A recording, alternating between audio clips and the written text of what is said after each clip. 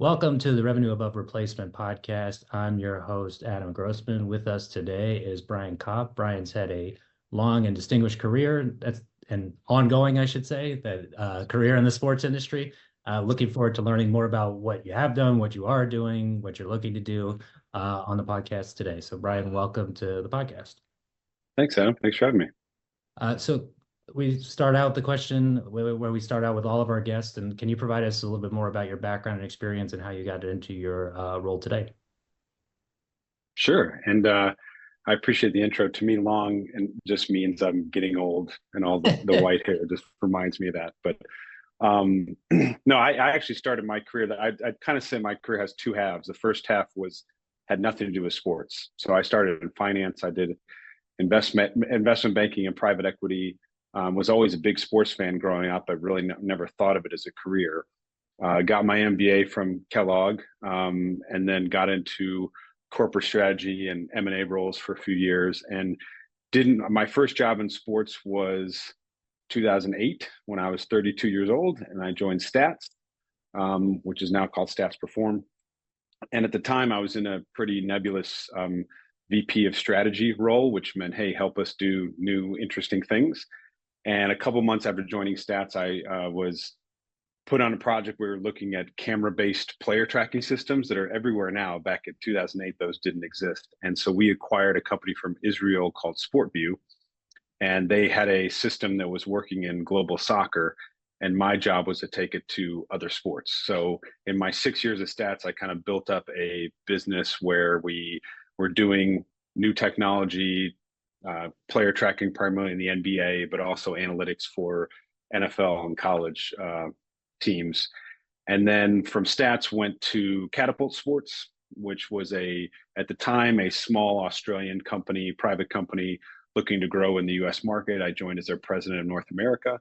And Catapult's a wearable GPS device. So again, in the tracking space, but instead of doing it optically through cameras, they were doing it through wearables. And again, this was in 2014, where wearables in the team space were relatively new. So I was able to help them introduce themselves to the US market and grow that business.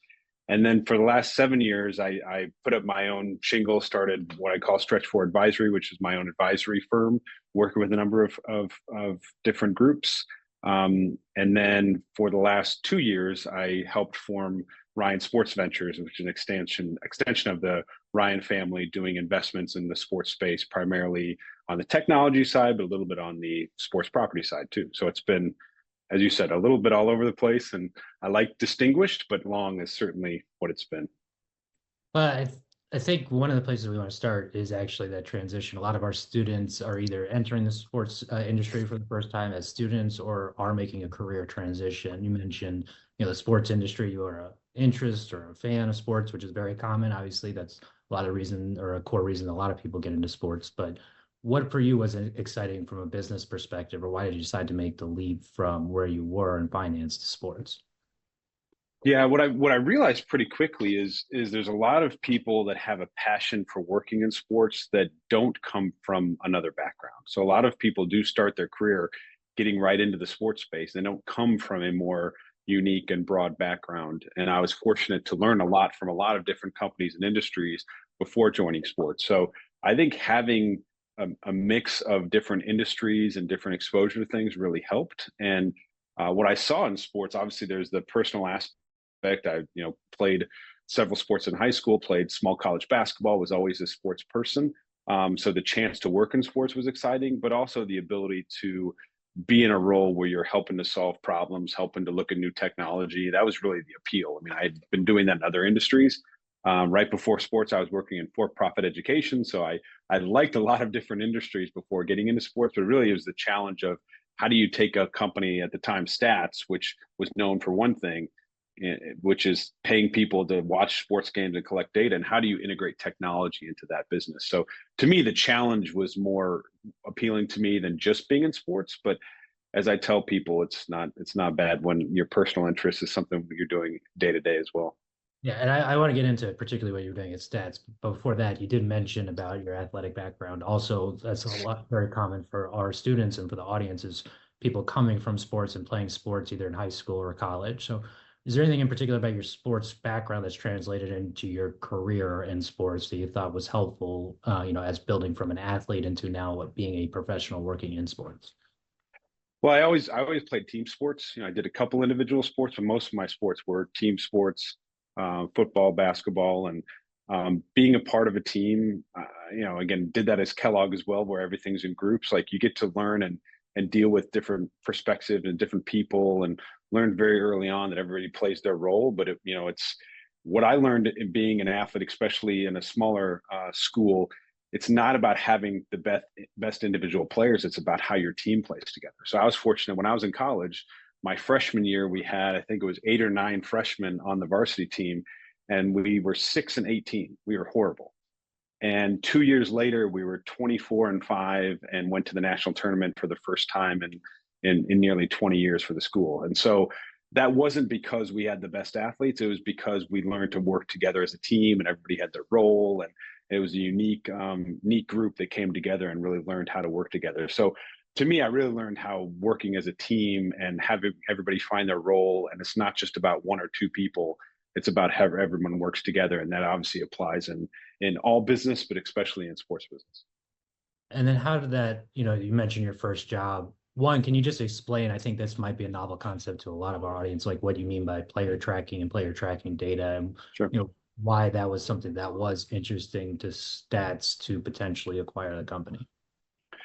Yeah. So at the time, again, 2008 is when I start to age myself for your audience, especially the students. But back in 2008, most of the statistics that were available is what people could see and view with their eyes. And so score statistics, but then teams were hiring people to track things like deflections or things on defense. If you think about it, at the time, what were defensive stats? Steals and blocks. Those are outcomes. That's not what led to that point.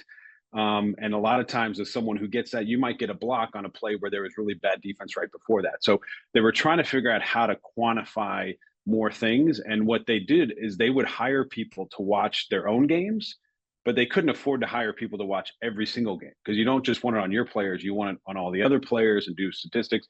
So they were looking for new ways of collecting data. What we saw with this player tracking is what it was is a lot of these companies came out of Israel. A lot of Israeli defense forces, they created what they call their missile shield to basically protect Israel from missile attack. And they used tracking technology, optical tracking it's called, where you're using cameras and then writing algorithms to have those cameras track objects. SportVU came out of that initial thesis, and they wanted to do it for sport. And so they were doing it in the sport of soccer, where they would put cameras in a soccer venue focused on the pitch. And the nice thing with soccer is very spread out. You're not supposed to cluster together. And so they would identify the players, they would track where the players are and also the ball. And they would basically assign X, Y, and for the ball, a Z coordinate 15 times a second. So the system itself would spit out this long list of basically an identifier of the player and then X, Y, and Z and a timestamp. And it would just do that 15 times a second. And so what we saw was a unique way to not only partner with something like that, but own it at Stats and introduce that to new sports as a next layer of statistics that not only could we provide, but we could own. And so the idea was, let's buy this technology early on.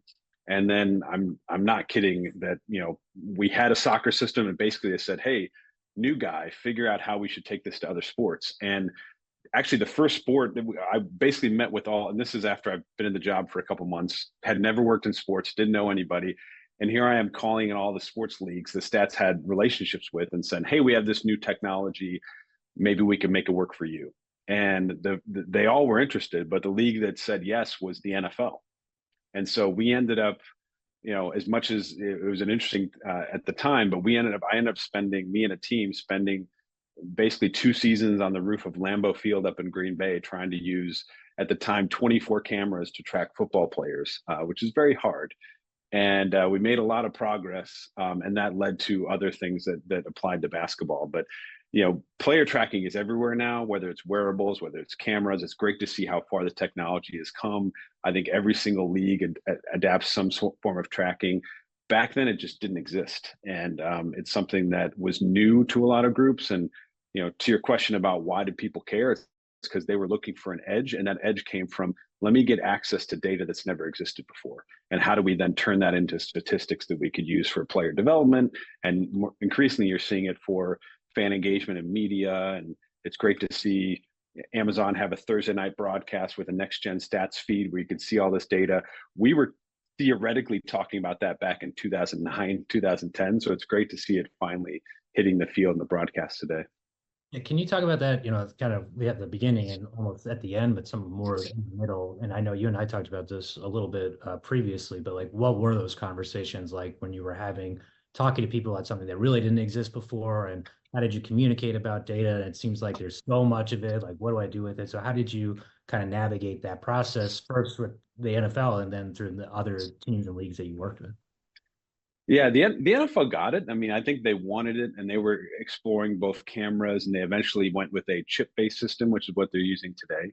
So we were talking to the league, and at the NFL, you're either working with the league or you're working with nobody. Like, you know, we had some teams say, "Hey, we'd like to do this," but the NFL said, "No, you're either doing it for everybody, or you're not allowed to work for an individual team." The NBA is different. We talked to the league early on, and they were interested, but again, the technology, it didn't exist for basketball, it existed for soccer. So I was saying, hey, we think we can make this work here, but we hadn't built it yet. So what I give the NBA credit for is they allowed us to go to individual teams. So I had to call on teams and say, hey, I have this potential technology that could work. Let me put cameras in your arena and track some players. And so that first year we got 6 teams to say yes. The first team to say yes, you know, sight unseen, was the Mavericks. And I traveled down to Dallas and met with Mark Cuban. And the first thing Mark said to me is, how much would it cost for you to do this just for us? And I had to explain to him, like, that's not how this works. Like, you want to get everybody on it, therefore you get all the data. Because at the time, all I could offer was your home games. This wasn't portable. And so I had to put cameras in your home arena. I could give you 41 home games, and that's it.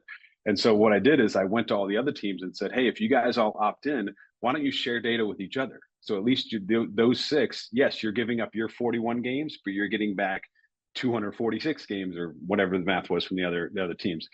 And so, you know, it kind of started this I call those early teams as they were customers, but they were also partners, because they viewed this not just for what I'm doing this year, but if this could get on and eventually gain some steam, which it did, they'd be there early on to figure out. Your second part of your question is, what do I do with this? Because again, we couldn't just give them a feed of XYZ coordinates and say, here you go, figure it out. So we had to do the actual hard work of, we had people watching video to be able to determine. So I always give this example.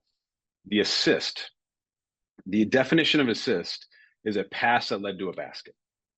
That could mean a lot of things. And I know there's been studies over the past that says certain home scorekeepers, you know, certain players average more assists on home versus when they're on the road. Like, and there's been a lot of flexibility. When you're dealing with data, you have to write an equation to define movements like assist, or movements like drive to the basket, or pick and roll, things that you can see it with your eyes, but how do you define it when you're talking to machines and data? And again, this was early days where there's not as much advancements in machine learning. So we had to do a lot of it a bit more manually. And so we actually had to go through and define through data what an assist was. And then once we did that, we were able to define things like a potential assist. So wouldn't you like to know, I made a perfect pass to a guy who missed a layup. In the traditional box score, that isn't captured.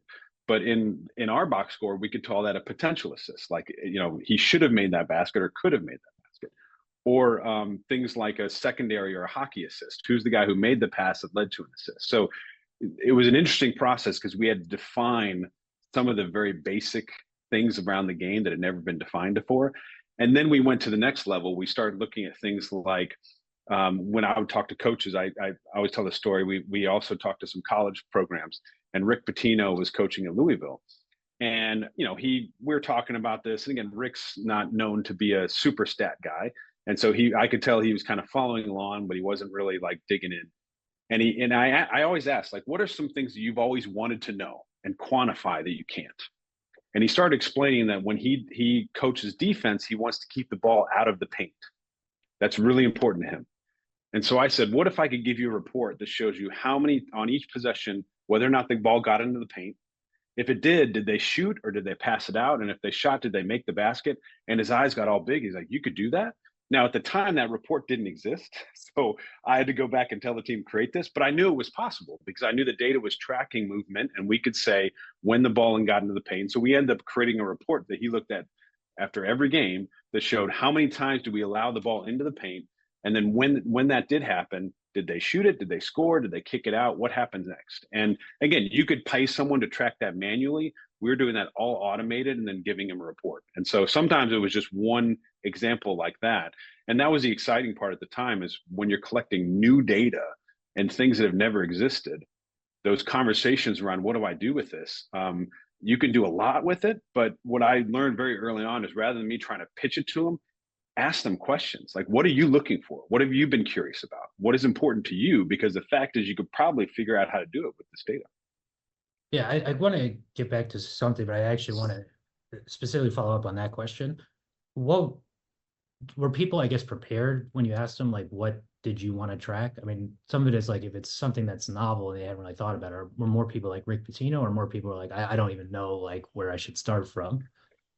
It was kind of all over the place. There were people like, Sam Hinkie was at the Philadelphia 76ers, and he was leading this charge. He was one of the first people I talked to about this. He was very supportive because he knew that there was going to be some cool stuff they could do with it. Because there were some people that were out in front of it. So the teams that you would expect, our original teams were the Houston Rockets, the San Antonio Spurs, the Golden State Warriors, because it was right after Joe Lacob bought the team and they brought in a lot of new people, the Boston Celtics, the teams that are known to be more analytical. I didn't even really have to pitch them on what this could be. So they just they knew they needed to start collecting it because they knew it would grow in value over time. There were other teams that I don't know if they ever really got it, to be honest. So the way it progressed is we worked at individual teams for a while, and I think we went from 6 to 10 to 15, year by year. And that fourth year, we were going to get to like 25, and we ended up doing a deal with the NBA to roll it out league wide. But I kid you not, right before we did that deal with the league, I was working on a plan that those last 4 or 5 teams, I was trying to figure out, because you can imagine the value of the data once you can get it at every venue, it just goes up, exponentially, because then you have every single game. I was actually working on a plan of how much would I have to pay them just so I could put cameras in their arena. So it wasn't like, so that's where we had people that got it early on, and then we had people that I might have to pay and convince them just to let me do it. So it's a pretty broad spectrum of people that I would say were prepared for it. Now, again, I think you progress, 10, 12 years later, and that's really taken hold. And I think more people are accepting and understanding of the technology. But back then it was pretty wide range. Yeah, and there's again another follow-up question from that, but I want to go back to my original follow-up question, which was, Sure. You've mentioned how you are entrepreneurial. Seems like you were entrepreneurial. How much of that did you seek out in stats, and how much did you see this as like an opportunity to build a business, build a product, build relationships? And is that something like you, I guess, sought out, or when you came to the sports industry, or is that something that just kind of happened while you were there because this was the opportunity? Yeah, I'd say it kind of happened because of the opportunity. When I joined Stats, I knew it was a company that had been around for a while and was looking into new things. I had no idea it would be in the tracking space. So, that kind of came along. My job was to look for new creative ways for the company to grow, and this became one of the biggest ones. But I think once I started doing that is when, I'd say that's what started my entrepreneurial journey. And since then, I've worked with a lot of smaller startup companies because I understand what it's like to take an idea and have to try to figure out everything about turning it into a company. First turning it into a product, but then also turning that into a business and a company. Because in those early days, we were even determining how many cameras, where would they go? Like, how would we deal with a bunch of areas? We had challenges like right around the time we introduced SportVU was around the time, up until then, courts were the same. They didn't really change a lot. And then all of a sudden, they started putting in all these colors and they would put brown in the middle. And when you're trying to track a brown basketball, that can be difficult. And I'll never forget, because working with the Israeli developers were great. They just have a very different approach, and their approach is whatever it needs to make this technology work. So I remember talking to the head of the development. He said, we were working with the Celtics at the time. And he said, I'm going to call the Celtics because their court is too dark and we need them to lighten it. And I'm going to see if they can change the court. And I was like, no, they're not going to change the parquet.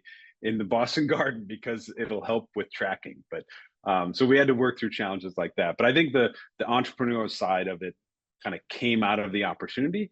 But once I started doing that, I realized that's really what drove me. This kind of leads into, obviously your next job, which is a Catapult. But one thing I did want to cover as a transition is player tracking technology and the data that does come from that, which is, could be considered sensitive data, both from a competitive perspective, but also a player, an agent, the league, media partners. So, this is kind of the start of privacy, maybe privacy issues or privacy data and data collection. How did you guys navigate that? And did you see that as a potential issue at STATS with the SportVU data?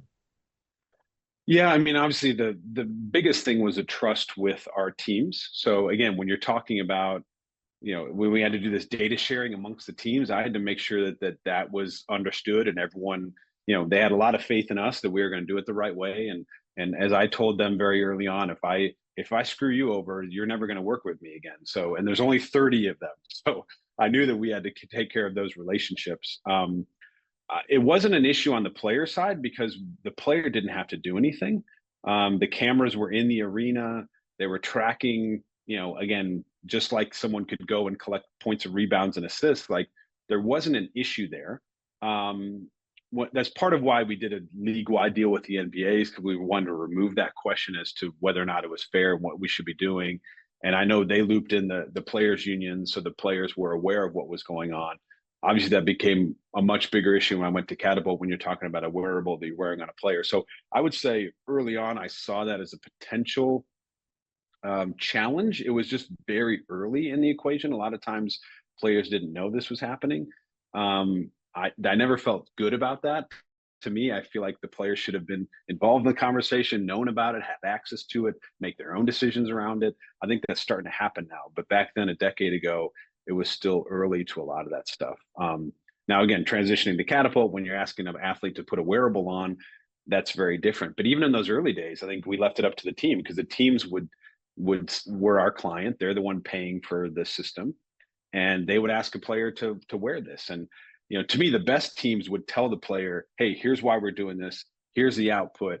Here's why we're helping you." But some teams wouldn't. They'd say, "Wear this," and the players wouldn't even ever see the output. I never thought that was right. I feel like having them part of the conversation always felt like the right way to do it. Yeah, and I think that's a good point. And before we get into that in more detail, can you just explain what exactly Catapult is and why you decided Sure. to what is now STATS Perform to Catapult? Yeah, so really enjoy what I was doing at STATS. Once we did the NBA league deal, we had everybody reaching out to us. So hockey wanted to do something. A lot of other sports want to do stuff. And what we found is it's very hard. We did a hockey demo in Washington because at the time the Wizards and the Capitals played in the same arena. We figured let's just turn the cameras on. And what we found was when you're dealing with the ice and the glare off the ice and the puck and the sides of the rink, like very different system. We would have to move the cameras around. We'd have to do more filtering. We'd have to do a lot of other things. So it was basically building a whole new system. And it was very frustrating. And teams would say, well, what if I play in a neutral location? What if I'm on the road? What if I want to do this in practice? And it became very hard at the time, I think it's gotten better, but at the time to install cameras everywhere you go and track in all the situations. So when I was still at STATS, I started looking at wearables because that was becoming and emerging. And that's when I first met Catapult. I was still working at STATS. I was working with them as a potential partner, and they're the ones that threw out the idea of, hey, why don't you come work for us? And at the time, I wasn't looking to leave STATS, but then they sold the company to a private equity firm, and it kind of felt like a natural point for me to move on. And Catapult at the time was an Australian company. What they do is a wearable GPS device. They now do an indoor tracking as well, but at the time, it's a GPS device that was about the size of an iPhone back then. And players would wear it between their shoulder blades, mainly because that's how you get the best GPS signal. It started in Aussie rules football, expanded to global soccer, and they were starting to get some interest in the US market. So when I joined them, they had a couple employees, but it was to establish the US business and really grow it. And, the first thing we did was, given my relationship with the NBA, I think at the time they had 2 or 3 NBA teams. And within a few years, we had 25 because a lot of teams were looking for ways to track practice. And the difference between the cameras and the wearables at the time is cameras were focused on game output, game data, and the wearables were focused on physical output. So how hard did you work, recovering from injury, different things. So you're talking more sports science than you are data collection. I think those two things have merged together over the last few years, which was always what I thought the future would be. But the Catapult at the time was a wearable device that you had to put on a player, you had to charge it every day, and a lot of the output was more around, are you doing enough work in practice? Are you working too hard? How are you recovering from an injury? How do we make sure that you're doing the right movements in practice and in games? And where was Catapult on kind of its product roadmap at that point? It sounded like SportVU was, particularly in the United States, was a little more in its infancy, where Catapult was maybe a little bit further along. The reason I ask is that was it easier to do Catapult across, A, just to scale it up more generally, but B, to work across multiple sports given the specific use cases and given where the technology was, or was there still a lot of customization that needed to be done at that point? No, the data capture itself didn't need to be customized too much. It was primarily an outdoor tracking system because of GPS. When we work with NBA teams, it was more about, because there's an accelerometer and a gyroscope, you could also get movement. So how well do you move to your right versus your left? You weren't getting location at the time. So it was less about that. It was definitely easier to take to other sports because the system itself, the device doesn't know what sport you're playing.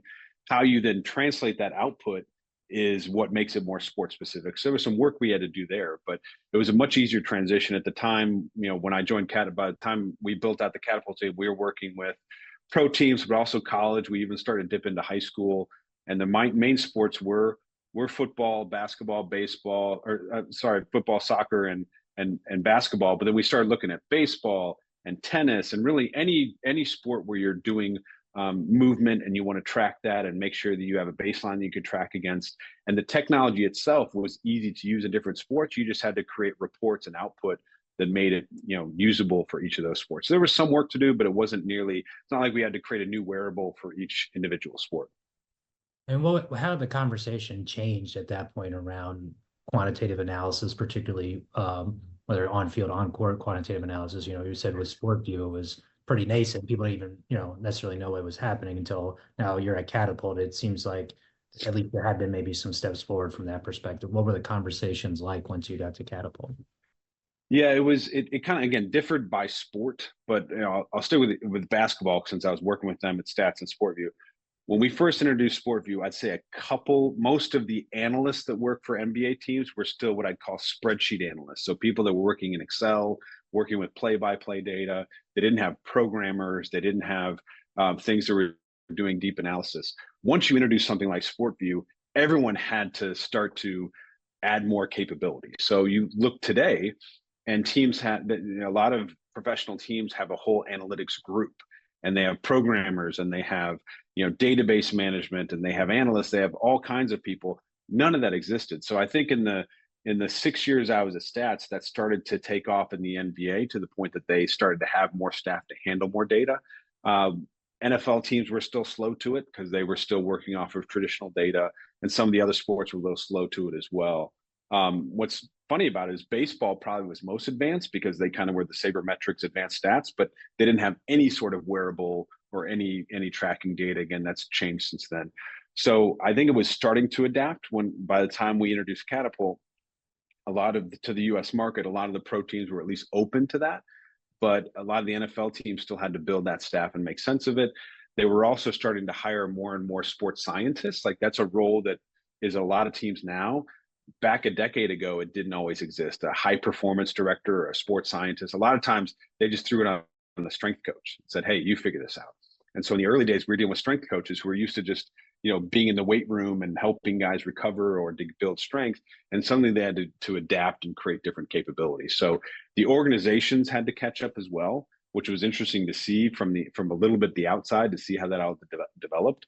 And it's great to see how far it's come, because now the best teams have pretty significant staff, because they're not only collecting stuff, but they're also figuring out how do we put it into place.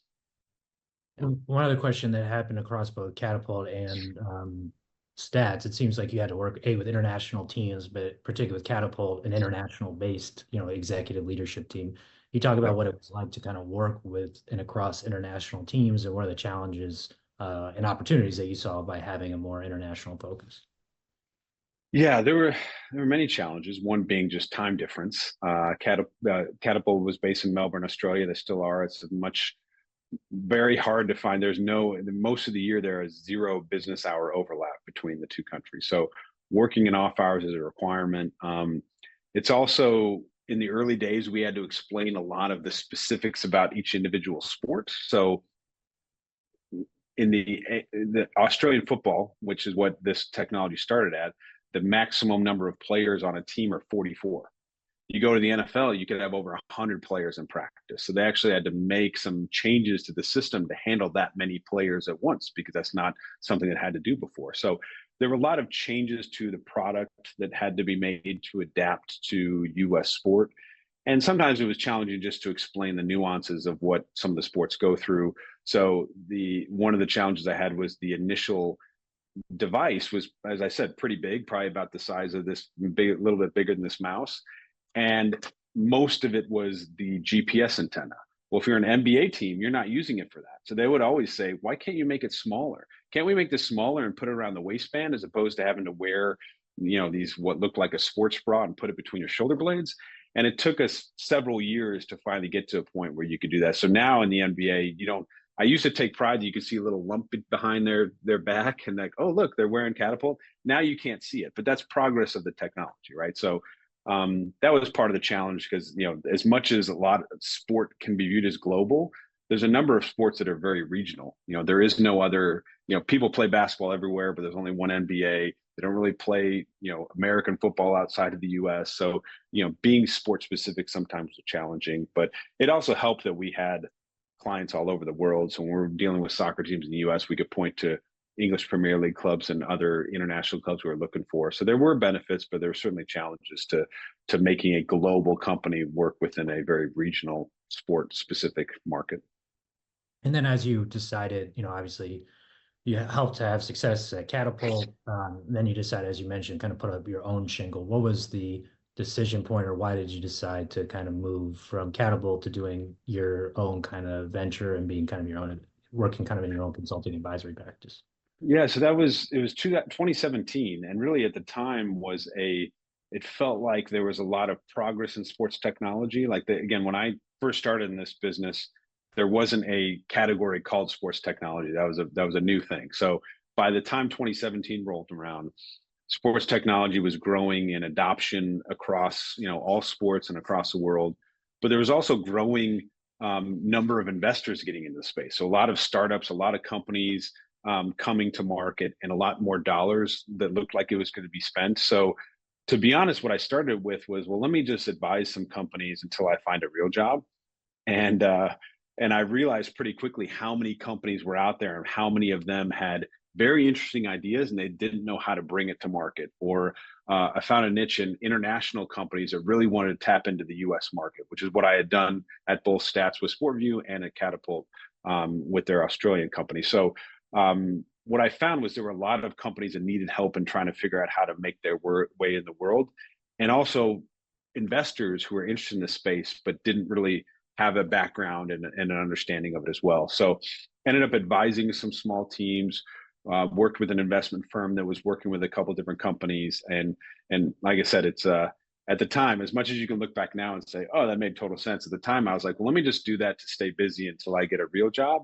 And then it turned into, more than a job, and really hasn't backed off. Yeah, can you talk more about some of I mean, you mentioned with the Ryan Sports, but can you talk about some more of the funds and companies that you worked with? Because it's really interesting, kind of a portfolio of companies and funds that you've been associated with. And I think it'd be good just to hear the context of kind of the different things that you were looking at, because that's kind of a good overview of kind of the sports tech and venture and investment space too. Sure. Yeah. So for the first year, I was doing my own thing, working with a number of different startups, and then got introduced to a group, Phoenix Sports Partners, who I know you were working with as well. And they were looking at investing, but also helping to operate a number of companies. I originally started working with them because they found a vision tracking company called Visual Edge, and they wanted me to run that. So I agreed to be CEO of that company. And then 6 months later, they asked me to step into more of a management and investment at the Phoenix Sports Partners level. So started doing that with them. And it was interesting because there were a lot of different companies that were at a small scale that were looking to take that next step up. So those were the companies we were looking at. Is I have an interesting idea, maybe I have some initial traction, but how do I grow that? How do I invest in the right areas? How do I get to the next level? So that was a good chunk of it. But then I also started working with some bigger companies that were looking at either data or software or analytics type of businesses. So I still do work with Riddell. I've been working with them for almost 7 years. So they're a football helmet company, but they were working on a smart helmet where essentially they put a sensor inside the helmet and they collect impact data. And they've been doing it for a while, but they needed help on how do we turn this into a business. And so helped them to form a group that we call Inside Analytics, where basically they're taking all that information, but also offering a subscription reporting package back to teams. So again, you think about a sport like football, and people are always worried about impacts and how do you manage that, but also doing things like technique. How do you know if you're tackling in the right way, if you're getting a bunch of impacts on the top of your head?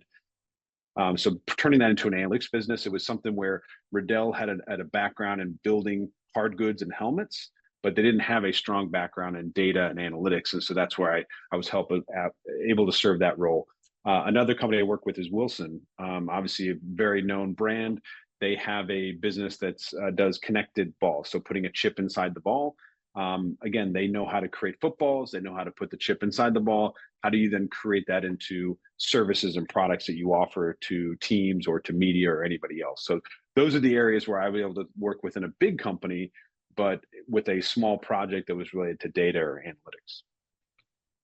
And there's a few more questions we want to ask as we kind of get towards the end. But the one Sure. question I get asked a lot, and I think it's helpful to have your perspective, is there are a lot of our students who are interested in starting their own venture, and you've seen it both as an advisor and an investor. And we should talk about more about what you're doing, particularly with Ryan Sports Ventures. But from your perspective, having worked with those companies and now worked with kind of independent companies or companies that are looking to, in the startup phase or in the growth phase, what are you seeing as like consistent themes of challenges that they're running into, or things you would recommend that people consider or think about as they're launching or starting or commercializing businesses? I think I see a lot of companies that create something interesting and novel, and they're trying to find. It's almost like a technology is looking for a problem to solve. So thinking very early on about what is the problem you're solving, what is that pain point, and is it enough that people need it, want it, and will pay for it over time. And so we see a lot of. I love the passion and energy of young founders that are kind of running into the fray with ideas, and a lot of them are creating some amazing things. A lot of my role, and again goes back to the lengthy career and being a little bit older, is I tell people I love people that will run through walls. My job is to tell them which wall is made out of concrete and not to worry about, versus which are the ones that are worth putting the effort on. But I think that it's that passion to change things and do things that are disruptive. I don't think disruptive things need to be widely disruptive. A lot of times when you're, again, going back to the data thing, a lot of times people look at this new data and say, oh, you're here to completely tell me how to do things differently. Like, no, a lot of this is to get 1, 2, 3% better, because in elite sport, that's pretty significant. Or even as developing as a youth athlete, that can be pretty significant over time. So that's not the most sexy thing in the world, but just getting a couple percentage points better sometimes makes all the difference. So I think it's really focusing on what is it that you have that's differentiated, that serves a need, and is that need a big enough market? Because I see a lot of things where it's very specific to one niche market, and that's fine, and that could be a little product. That's not a scalable business. A business needs to be something that tackles a big enough market and enough of a pain point that you'll be able to build a business around. Yeah, and then speaking of bigger markets, that's not exclusively, but obviously more of what Ryan Ventures focuses on, potentially larger scale opportunities, or opportunities maybe a little bit beyond the startup growth phase. So can you talk a little bit more about how you got to Ryan Ventures and what Ryan Ventures is and what you're focused on from an investment thesis perspective? Sure. So when I was at Phoenix Sports Partners is when I first met Rob Ryan. So Rob is part of the Ryan family, a big Chicago family, a big Northwestern family. I'll be at the Welsh Ryan Arena tomorrow night to watch the Northwestern Iowa women's game. And they're building a new Ryan Field. So obviously I knew of the name. met Rob because he was an investor in Phoenix Sports Partners, and we stayed in touch. And the Ryans have built up a portfolio of sports investments. They've been a minority shareholder of the Chicago Bears for a long time. They're investing in some sports technology funds. And Rob was always interested in getting more involved in the sports space for his family. It's how he got involved with Phoenix. And when I was looking to leave Phoenix Sports Partners, I kind of let Rob know that. And he and I had been talking about different projects here and there. And we have a third partner, Paul Horrigan, who he and Rob were talking about the same. So around that time, the three of us got together and said, well, hey, maybe we can work on some projects together. And what that turned into was forming Ryan Sports Ventures, which is not a fund, but it's an extension of the Ryan family. And what we do is we look for investments primarily in sports technology, but also in sports media and sports properties. And so the idea would be have a portfolio of technology companies that we can bring to media and property companies and vice versa. So our one property investment was in AFC Bournemouth, which is in the English Premier League. And part of the thesis there is we have technologies that might be able to help the club, whether their first club or their academy or some of the other, they have a multi-club structure with a couple other investments. So Ryan Sports Ventures was focused as a way to extend who the family is and what they bring to the table. And then obviously myself and my partner, Paul, our background in the sports space and how we can bring that to bear on behalf of the family by making investments.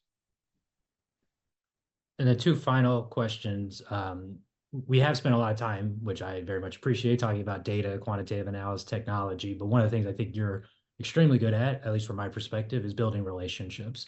And, obviously you can have the base from my perspective, you can have great technology and data, but sports at times is a relationship driven business. So when you're building your network, particularly either at where you are now or where you were earlier in your career, what have you found to be like important lessons in terms of relationship building and building a personal network? Yeah, I mean, I think that's, as you said, it's important in all industries, but especially in sports. I mean, sports is a relatively small business from a people standpoint, and there's a lot of connectivity. I found that early on of a lot of connectivity between different groups.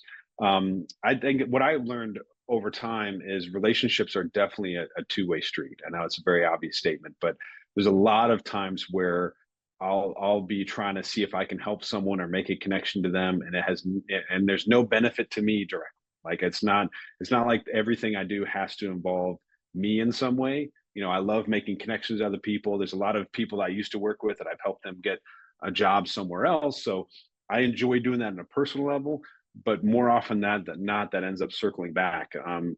Some of the best relationships I have are some of those early people where I'm introducing new technology and trying to work with them together. And I jokingly say that some of the best relationships I have are people that they were early in those technologies and the technology didn't work. And sometimes, they felt the brunt of that. But if you work hard to get better at it, they appreciate that. So I think it is tough though, especially, I think COVID was a reminder that a lot of people I would see at different industry events, and I had to work a lot harder to set up phone calls. And even if there's no agenda, just check in on people and see how they're doing and see if there's anything I can do to help them out with what they're doing. Because odds are at some point down the line, there'll be something they can help me out with. So it's very much a two-way street, and it's hard to, the relationships that are hard to maintain are the ones where you feel like it's one way, where someone's only calling you when they need something.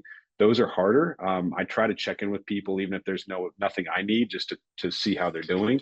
And I think, that makes the relationship stronger, but then eventually down the line, there'll probably be a benefit that comes back to you. You just don't know it at the time. It's a very good point. And something I try to stress with the students is, right, try to make it a two-way relationship. It's very clear, like what at times when students are reaching out to professionals in the industry and have aspirations to jobs in the industry, that it's very clear that that's what they're looking for. But how can you create mutually beneficial relationships can help you really to build your personal network. And then builds into the last question, which we ask all of our guests as well, is you've been a successful senior executive in the sports industry. You've had a variety of different roles.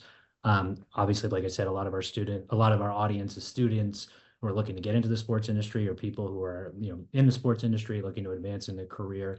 From your perspective as a senior executive, what are you looking for when you're hiring people, or what do you see other senior executives looking for in hiring people, both for junior positions and even more senior positions? And what are some of the qualities that you see that are really that can really stand out and help to lead to successful careers in the industry? Yeah, the advice I give to people looking to get in the sports industry is not always what they want to hear, but I give it anyway, which is um, there are times where you can break right into the industry. Like I said, there's a lot of people that get right into sports and that's what they do for their whole career.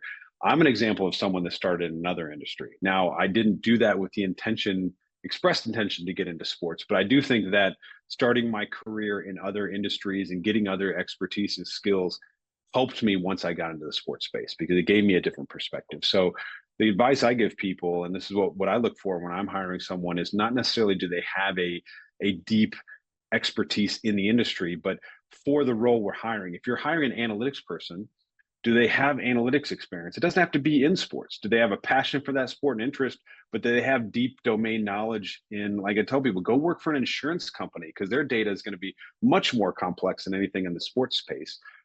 So get functional experience in something you want to do, even if it's not in the sports industry, and then just network the heck and out of the sports because a lot of times it is around finding the right job at the right time, and they're not always posted like they should be, and some of it's relationship driven. So it's get experience in some industry that's in that functional role you're interested in, and then just look for creative ways to get involved in the sports side because you just never know where they'll come about. And some people think a career in sports has to be working for a sports team, but it can be so much more than that. I mean, I've never worked for a team and have been working in sports for most of my career now. I think there's a lot of tangential things around it, whether companies or products or sports marketing or events. Like there's a lot of things that touch on the sports space, which doesn't mean you're working for a team, only because those jobs are few and far between, right? And sometimes starting in the ticketing area of a team allows you to build relationships, and then maybe an analytics group position pops up later on. So the journey is usually not linear. I think my career is a good example of that. Again, you can look in the rearview mirror and it all makes sense, but at the time it was just kind of winding roads of getting where it needed to be. And I feel like that makes it that much more meaningful and powerful at the end. But I think for people cracking in, it's just get a functional experience in the area you're interested in, and the sports opportunity will come along at the right time. I think talking about a non-linear trajectory is a good way to end a quantitative-oriented podcast. So, Brian, very much appreciate the time. Thank you for all the insights and advice, and thank you for joining the Revenue Above Replacement podcast. Absolutely. Thanks for having me.